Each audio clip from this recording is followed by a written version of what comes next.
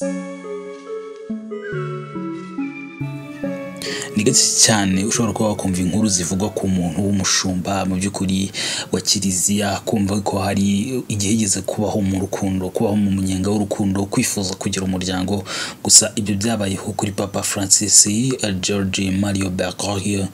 Ibyo ngibyo rero tukaba ari byo tugiye no kugarukaho nanone gatoya muri iyi nkuru, tuza no gukurikizaho n'andi makuru menshi atandukanye twagiye tubategurira ajyana n'imyidagaduro. Ubita Papa Francis yapfuye ku itariki ya 21 Mata 2025, yari afite imyaka 88. Ariko uyu mugabo mu bihe bitandukanye hagiye humvikana inkuru zihariye kuri we, ubuzima yabayemo bwihariye n'uburyo yifuje kuba mu by'ukuri mu buzima bwe yazigera agira umuryango, cyangwa se nawe yazigera yitwa umupapa uwo mwana, dore yuko mu bihe bitandukanye yagiye yumva ko atimvisha ukuntu hari uburyo abana bashobora kuba banyura mu bibazo, banyura mu bintu bihe bakomereye. Ati ntabwo mbyiyumvisha habe n'akana gato. Ni kimwe mu bintu ngo byagiye bimucalenjinga, yakomeje kugenda yibazaho ibihe bye byose, avuga ati bibaye ari ibinkundira ngende dukora ibitangaza, najya mfasha mu buryo bwo gukiza abana bababaye cyangwa se barwara, bagira ibibazo bigiye bitandukanye. Rero wavukiye mu by'ukuri, wavutse mu muryango w'Abataliyane ariko bari mu cyari muri Argentine. Mu by'ukuri yaje kuza kumara igihe kinini atuye hariya mu murwa mukuru wa Argentine, aho yanasoreje amashuri yisumbuye, aza no kuza kuhakura impamyabumenyi mu birebana n'ubutabire cyangwa se chemistry. Mu bihe bitandukanye rero yagiye akora utuzi tugiye dutandukanye, wenda wagiye ubyumva n'ahandi, ariko turaza kwibanda cyane ku mugore yari yarahebeye umutima wiwe bita Amalia. Mu by'ukuri rero mu bihe bitandukanye uyu mugabo yagiye akora utuzi tugiye dutandukanye, birimo ibijyanye no gukora amasuku, gukora muri laboratoire z'ubutabire, ndetse yigeze no kubaho n'ushinzwe umutekano ku tubyiniro cyangwa se mu tubyiniro. Mu by'ukuri rero mu bihe bitandukanye yigeze kumvikana avuga ko nyine atigeze yiyumvamo ikintu nyine cyo kuzuba yaza abapadiri, kuko mu by'ukuri yumvaga afite andi mahitamo. Ariko nyamara Imana mu by'ukuri hari ibyo yari yaramuhitiyemo, yumvaga nyine afite amahitamo yo yazashinga umuryango. Aho rero niho byavuye ajya mu rukundo na Maria de Monte, wabaga hafi mu by'ukuri yaho bari batuye muri Membrel, ku muhanda wa Membrel hariya muri Buenos Aires.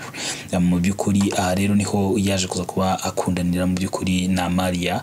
Mu kiganiro kimwe rero Amalia yahaye Associated Press, mu by'ukuri yaje kuza kuba atangaza ko rwari urukundo koko ruteye ukuntu. Ati natunguwe niba rukomeye cyane, nanoherejwe na Papa Francis icyo gihe twari tukiri batoya, ambwira mu by'ukuri ambwira nyine amagambo y'urukundo. Aho ngaho rero Amalia yavuze ko ngo Papa Francis yari yanamaze kumwereka igishushanyo cy'inzu cyangwa se igishushanyo mbonera cy'inzu yifuza kuba bazashingiramo umuryango se cyangwa bazubaka. Ati mwe mu magambo nibuka nuko yambwiye yuko mu by'ukuri ati iyi niyo nzu, niyo nyubako nifuza ko twazagura tukazagira gute, atubwo tuzaba tumaze kugira gute ku bana.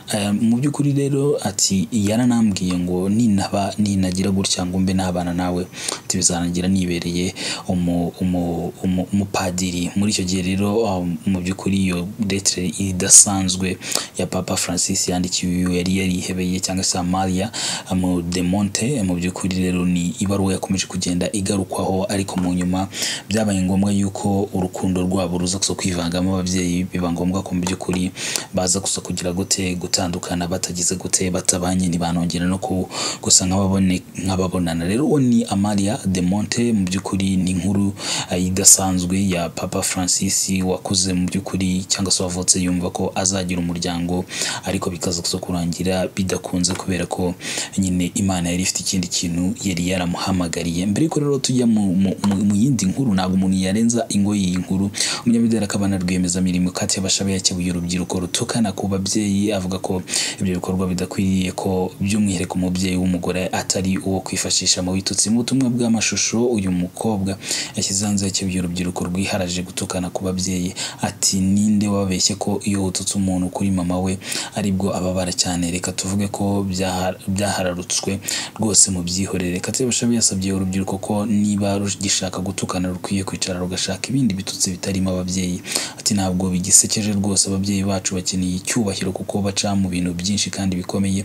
Mbona urubyiruko rwagize umwuga ibyo gutukana barashiritse isoni ntacyo bibatwara, ariko ntabwo bikwiriye, ni mu bihagarike rwose. Uyu mukobwa wari mu bafite abantu benshi bamukurikira ku mbuga nkoranyambaga yavuze ko ababyeyi be bakeneye akaruhuko ku bitutsi by'urubyiruko. Ati mubahe akaruhuko rwose, ababyeyi ntacyo babatwaye, niba abawe hari n'icyo bagutwaye gerageza kuko bimaze kurambirana binateye isoni nuko abantu babibona bakicecekera mu by'ukuri. Uyu rero ni umunyamideli wamamaye mu by'ukuri mu marushanwa y'ubwiza guhera mu mwaka 2010 aza kugenda azamuka. Rero akaba rero mu bakobwa cyangwa se abakobwa bamaze gushinga imizi mu birebana n'imyidagaduro ndetse n'ubushabitsi byagiye bimukururira abamukurikira benshi ku mbuga nkoranyambaga zitandukanye. Amakuru yatangaje namwe makuru akurikirwa cyane, ko by'umwihariko bakagirana gahunda zo gufasha abababaye, zo gufasha abatishoboye, kubatangira za mituweli. Rimwe rero mu bakobwa kandi bafite amafaranga afatika, bafite amafaranga ameze neza muri iki gihe mu by'ukuri mu buryo bumwe cyangwa se n'ubundi. We rero nta wundi ni Kate Bashabe. Mu by'ukuri Kate Bashabe wamaze kuba wifuje kuba akebura mu by'ukuri urubyiruko. Uwitwa rero Kelly Uwineza cyangwa se umwite Kelly Madra ni umwe mu bakobwa bagize Mackenzie yizwe n'abarimo Miss Naomi, barimo Katia, harimo Brenda, harimo na Pamela. Abo bose rero mu by'ukuri yagize ikintu atangaza. Ubwo rero ibyo bitangaje mu by'ukuri ubwo yatangizaga nawe urubuga rw'iwe rwa YouTube, avuga ko azajya anyuzaho ibintu bigiye bitandukanye, atazigera yirimita kuko ashaka kwereka abantu ibintu byinshi. Abantu benshi banyita Kelly Uwineza atari ku nkundi yo mumamagaye Mama T. Mu by'ukuri ati rero abantu benshi bamumenye nka Kelly Madra. Avuga ko yavukiye muri Kigali naho yakuriye, nubwo yakunze kujya mu bice bitandukanye by'isi, kandi yifuza kuzajya henshi hashoboka. Abantu bamwe bavuga ko atari umuntu ubana neza n'abandi gusa, yiziho kuba inshuti y'abantu benshi. Avuga ko kandi ari umuntu ugira ibanga kandi abitse amabanga menshi y'abakobwa batari bake. Agaruka ku mpamvu yatumye atangira urubuga rwe bwite rwa YouTube. Rero tukomeje kuvuga ni Kelly Madra uheruka gushyingiranwa mu by'ukuri na Liyetona David cyangwa se Afande David, kuko amapeti yagenda azamuka umunsi ku wundi, wasanga ni peti ryiriwe ryaramaze guhinduka. Ariko ubwo biheruka yari Liyetona rero Liyetona mu by'ukuri David baheruka gushyingiranwa, ubukwe bwitabiriwe n'abantu bakomeye cyane barimo n'umuryango wa nyakubahwa Perezida wa Repubulika nawe ubwe. Mu by'ukuri rero byari ibintu bishimishije. So rero yavuze ko agaruka ku mpamvu yatumye atangira urubuga bwite rwa YouTube, ko harimo abantu bakomeje kubimusaba kandi azagenda basangiza ibintu byinshi bitandukanye. Yavuze ko umwe mu bantu afatiraho icyitegererezo harimo Miss Nishimwe Naomi, Katia na Josine. Ubwo n'abafatiraho icyitegererezo mu birebana ushyira cyangwa se usangiza abantu amashusho atandukanye kubireba kuri YouTube. Avuga ko kandi mu by'ukuri kugeza ubu ikintu kimuhora ku mutima ari umugabo we n'umuhungu we mutoya. Rero ni Kelly Madra wamaze no kuba yibaruka umwana wabo w'imfura we na David. Mu by'ukuri na Afande David akaba ari umwana mu by'ukuri umeze neza. Kuba umubyeyi agaragaza ko atari ikintu kibi, gusa nanone byamugoye kuko naho mu by'ukuri naho wabya ngo byigire. Avuga ko mu bintu nyine byagiye bimucalenjinga mu buzima bwiwe harimo no kuba umubyeyi. Biba ko hari n'igihe mu by'ukuri yakifuza nanone ku kindi kintu yagarutse mu by'ukuri ko abaye ari nk'umuntu usubiza ibihe inyuma, yakifuje gusubiza ibihe inyuma akajya ku munsi we w'ubukwe. Ati mu by'ukuri nari mari kubw'umubiri, ati tariki intekerezo zanjye zari ziri kure, nakifuza rero mu by'ukuri ko biriya bihe nabisubiramo. Ati why not, ati nubwo wenda bitashoboka kubisubiza inyuma, ati ariko birashoboka ko mu bihe biri imbere wenda imyaka 15 cyangwa 30 njye n'umugabo wanjye Lady David, ati mu by'ukuri twazongera gukora cyangwa se gukora umuhango w'ubukwe no kuvugurura amasezerano. Yifuza gukoresha urubuga yatangiye nta gucika intege, asaba Imana ngo imuhe imbaraga, ahe byibuze mu by'ukuri abe mu byibuze mu mwaka afite abamukurikira 100,000. Afite indoto byibuze zo kuzagirana ikiganiro n'icyamamare CR7. Ati biba ari ibinkundira, ati umugabo nakicaranye nawe nkamuganiza pe, ati ku buryo namenya ngo ubundi feelinga bite cyangwa se bimeze bite kuba icyamamare ku rwego nk'urwa Cristiano Ronaldo. uwo rero ni Kelly Madra wo muri Mackenzie, mu by'ukuri umwe mu bagize ririya tsinda ry'abakobwa ryamamaye, ryakunzwe cyangwa se rikunzwe mu by'ukuri, ririmo abakobwa batandukanye mu by'ukuri harimo n'abamaze gushaka. ubwo twavuga nka Kelly Madra yamaze gushaka, Pamela yarashatse, hari Miss Naomi, wasigayemo Brenda niwe utarashaka kuko Katie we nawe ari mu nzira mu kwa 9 yavuze ko agomba kubahereza abantu mu by'ukuri icyo kunywa ni ku muntu yavuga cyangwa se abaha amazi. Ku rundi ruhande uyu munsi twavuze tutirika tugaruke gato ku buzima bw'umugabo witwa Sengabo Jean Bosco, ni umwe mu bagabo bamamaye mu myidagaduro, mu makuru atandukanye, ku mbuga zitandukanye, mu bitangazamakuru bitandukanye, ariko mu nyuma yaje kuza kuba atabwa muri yombi ahakurikiranweho ibyaha bitandukanye birimo gutangaza ibihuha ndetse guhimba amakuru ndetse guharabikana n'ibindi bigiye bitandukanye.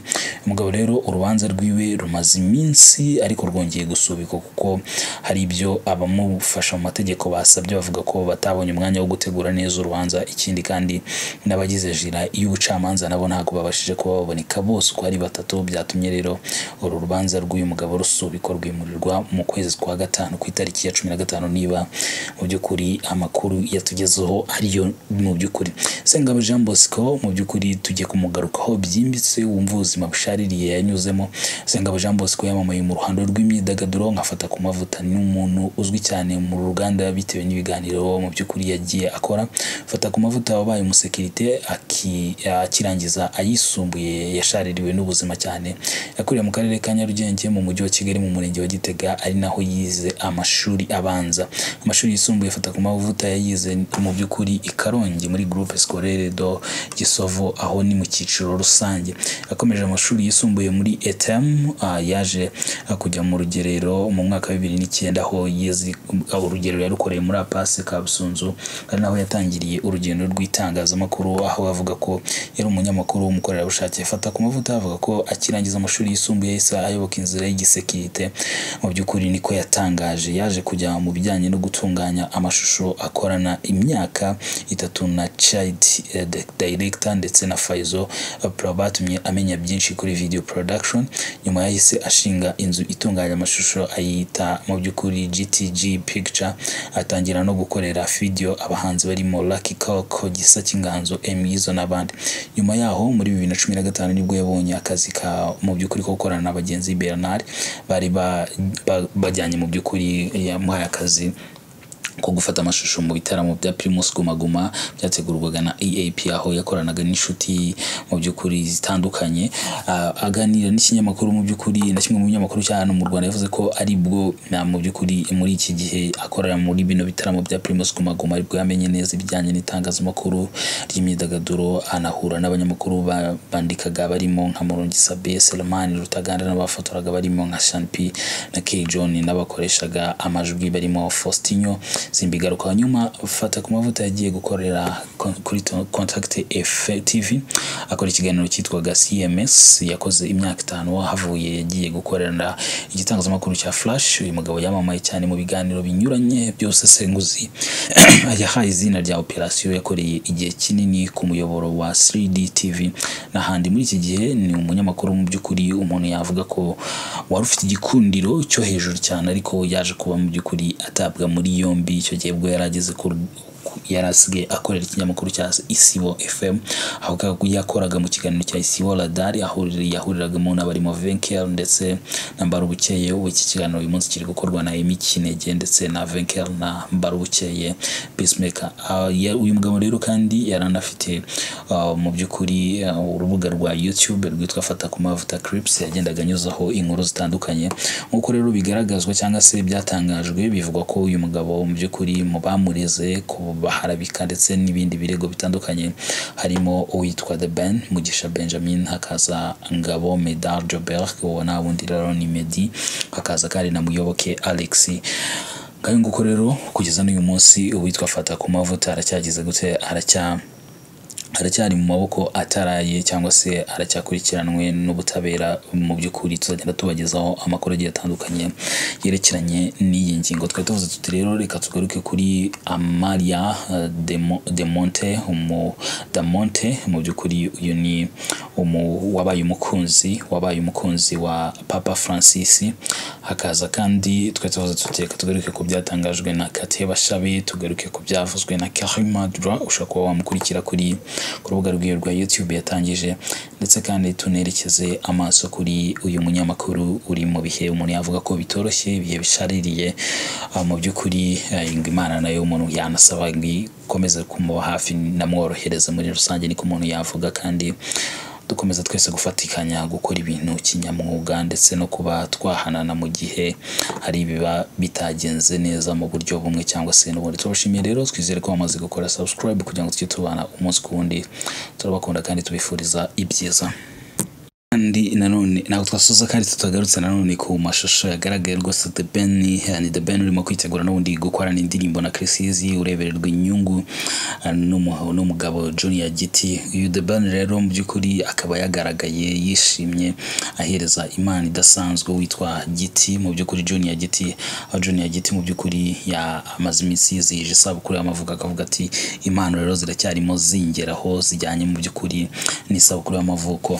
Uyu mugabo rero yahawe, niba twabibaze neza, mu by'ukuri agera muri 700, ni amadolari 700. Amadolari rero kuba mu by'ukuri muri iyi minsi ari ku rundi rwego. Amadolari 700 mu by'ukuri umuntu yavuga ko ari hafi miliyoni uyu mugabo yahereje mu by'ukuri nk'impano uyu bita Junior Giti, amwifuriza isabukuru y'amavuko. So rero turabashimiye kandi dukomeza kubifuriza kugira ibihe byiza.